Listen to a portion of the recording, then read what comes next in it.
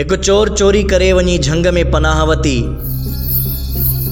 उन झंग में ॾिसे पियो त एक पखी आ जेको साए वण तां उथी सुकल वण ते अचे थो ऐं सुकल वण तां उथी साए वण ते वञे थो। उहो चोर इहो ॾिसी गौर करण लॻो त ॾिसां पखी करे छा रहियो आहे। सुकल वण वटि अची ॾिठाई त हिकु नांग आहे जेको पंहिंजो वात खोले वेठो आहे ऐं अखियुनि खां अंधो आहे। उहो पखी साए वण तां दाणो खणी अचे थो ऐं नांग जे वात में विझे थो।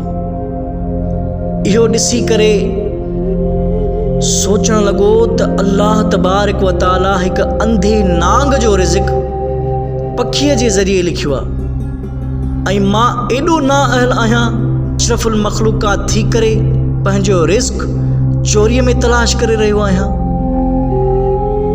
उन ई वक़्तु चोर चोरीअ खां तौबह कई ऐं पंहिंजी बाक़ी ज़िंदगी नेकोकार थी करे गुज़ारण लॻो।